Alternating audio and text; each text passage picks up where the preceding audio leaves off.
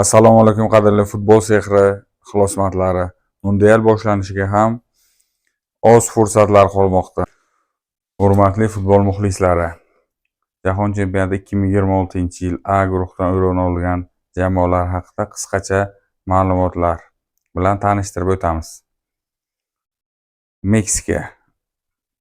Meksika FIFA reytingida 15-o'rindagi jamoa bo'lib, Mundialga 18-marta qatnashmoqda va eng yaxshi natijalari chorak finalgacha 2 marta 1970 va 1986-yillarda chorak finalgacha yetib borgan.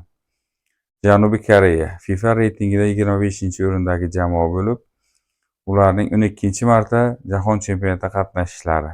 Eng yaxshi natijalari esa 2002-yilgi jahon chempionatida 4-o'rin.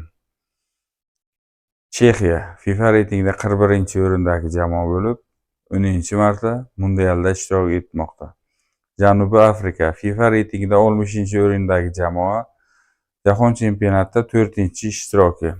Barcha musobaqalarda guruh bosqichida o'z ishtirokini yakunlagan. Meksika bu guruhning asosiy favoriti Meksika terma jamoasi. Meksika jamoasi guruhdagi o'yinlarni barchasini o'z maydonida mezbon sifatida o'tkazadi. Bu jamoada juda ham keng imkoniyatlar tug'diradi. Tarkib juda keng va tajribali. Shu tufayli guruhda asosiy favorit Meksika. Janubiy Koreya guruhda 2-o'rinni uchun asosiy jamoa tezkor, intizomli, himoyada tajribali, yetakchi futbolchilar juda ko'p. Zaif tomonlari bosim ostida xatolar ko'payib ketishi mumkin. Asosiy yo'qotish himoyachi Yumin oyog'idan olgan jarohat tufayli mundialni o'tkazib yuboradi. Chexiya Yevropa futbol maktabida ta'lim olgan, standart vaziyatlarda juda xavfli, jismoniy kurashlarda juda ustun, baquvvat jamoa. Zaif tomonlari ba'zi o'yinlarda barqarorlik yetishmaydi. Janubiy Afrika bu guruhda outsider deb mutaxassislar hisoblamoqda. Jamoaning kuchli tomoni jamoaviy futbol, tezkor qarshi hujumlar asosida tuzilgan jamoa. Zaif tomoni guruhda eng past reyting, hujum chizig'ida muammolar jamoaning zaif tomonlari deb hisoblanmoqda. Play-off bosqichida chiqishni Meksika, Janubiy Koreya va Chexiya harakat qilib ko'rsa, ularga munosib raqib bo'lish uchun Janubiy Afrika harakat qilib ko'radi guruhdan chiqishga. Guruhdagi eng muhim o'yin Meksika hamda Janubiy Koreya o'rtasida o'tadi. Kim kanalga obuna bo'lmay ko'rayotgan bo'lsa, qarg'aga aylansin. Endi B guruhini qisqacha ma'lumoti bilan sizlarni tanishtirmoqchimiz. Guruhda Shveysariya, Kanada, Bosniya Gersegovina hamda Qatar jamoalari o'zaro kuch sinashadi. Shveysariya FIFA reytingida 19-o'rinni egallab turibdi va bu mundial ularning 13-marta qatnashishlari. Eng yaxshi natijalari chorak finallarda ishtirok etishgan. Kanada FIFA reytingida 30-o'rindagi jamoa bo'lib, bu mundial ularning 3-mundiali bo'ladi. Avvalgi mundiallarda guruh bosqichidan o'ta olishmagan. Bosniya Gersegovina esa FIFA reytingida 65-o'rinda. Ular ham 2-marta jahon chempionatida qatnashmoqda. Avvalgi jahon chempionatida ham guruh bosqichidan keyingi bosqichga o'ta olishmagan. Qatar terma jamoasi FIFA reytingida 55-o'rinda egallab turibdi va 2-marta ular ham jahon chempionatida qatnashmoqda. Avvalgi bosqichda guruh bosqichidan o'z ishtiroklarini yakunlashgan. Shveysariya tarixda 3 marta chorak finalga chiqqan. 1934, 1938 va 1954-yillarda chorak finallarga chiqishgan. So'nggi mundiallar 6 ta mundialning 5tasida 8dan 1 bosqichga, nimchorak finalgacha ham yetib kelishgan. Saralash bosqichida juda ajoyib natijalar qayd etib, yaqqol o'z raqiblarini mag'lubiyatga uchratdi va atigi 2 ta gol o'tkazib yubordi. Jamoaning asosiy futbolchilari Granit Xhaka, Manuel Akanji hamda Dan Ndoye.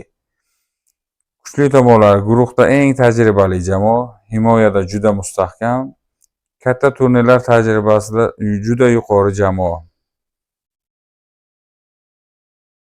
Shveysariya terma jamoasining bitta muammosi ularning asosiy o'yinchilaridan biri Brel Embolo AQShga kirishga ruxsat olish masalasi vaqtincha kechikib turibdi.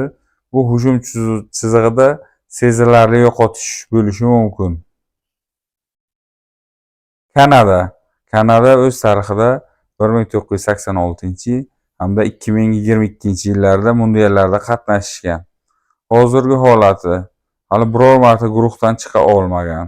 Mezbon sifatida 2026 yilgi jahon chempionatida qatnashmoqda.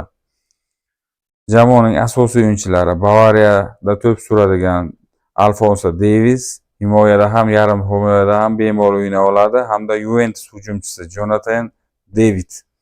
Kuchli tomonlari ular o'z maydonlarida o'yinlarda ishtirok etishadi. Tezkor hujumchilardan iborat yosh va iqtidorli tarkib so'nggi yillarda Kanada kuchli jamoaga shakllandi. Shu taraflama jamoada ustunlik berishi mumkin. Va kecha o'rtoqlik uchrashuvida vakillarimiz bilan ham kuch sinashib ko'rishdi va 2-0 hisobda g'alaba qozonishdi. Ularning jamoasi kuchli ekanligi o'sha o'yinda ham ko'rinib turdi. Bosniya hamda Gersegovina. Ushbu jamoa ilk bora 2014-yilgi mundialda qatnashgandi. 2026-yil mundial ular uchun ikkinchi mundial bo'ladi. Asosiy o'yinchilari Edin Dzeko hamda Krem Allashbekvich. Kuchli va zaif tomonlari jamoaning jangovar xarakterga ega jamoa. Kuchli markaziy hujumchisi asosiy hujumchi Edin Dzeko hamma paslar deyarli unga ishlaydi. Himoyadan tez chiqadi. Mundialda tajribasi kam jamoaning biroz shupan berib qolishi mumkin. 4-jamoa Qatar ilk marta 2022-yil mundialda mezbonlik qildi va bu mundialda guruh bosqichida o'z ishtirokini yakunladi. Uchala o'yinda ham mag'lubiyatga uchradi. 2023-yilgi Osiyo chempionatida esa chempion bo'ldi. Bu Qatarning o'ziga yarasha kuchli jamoa ekanligini ko'rsatib beradi. Asosiy futbolchilari Akram Afif hamda murabbiyi Julian Lopetegidir. Julian Lopetegi Real Madrid murabbiyligida ham ishlagan mutaxassis. Qatar jamoasini yetarlicha jahon chempionatiga tayyorlagan bo'lishi mumkin. Har narsa kutish mumkin Lopetegidan. Kuchli taraflari Osiyo Kubogi g'olibi, qarshi hujumda juda xavfli, texnik futbolchilar juda ko'p.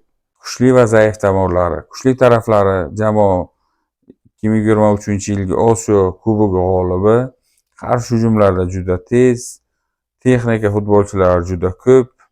Guruhdagi eng tajribali jamoalardan biri desak ham mubolag'a bo'lmaydi. Katta turnirlarda jahon chempionatida, xususan avvalgi jahon chempionatida natijalari biroz sustroq. Mutaxassislarning fikricha, guruhdan chiqish ehtimoli Shveysariyada yuqori, Kanada ikkinchi o'rin uchun Bosniya bilan kurashadi. Qatar bularga yetarlicha qarshilik ko'rsatishga harakat qilib ko'rsa kerak. Va barcha 4 jamoaga ham omad tilab qolamiz.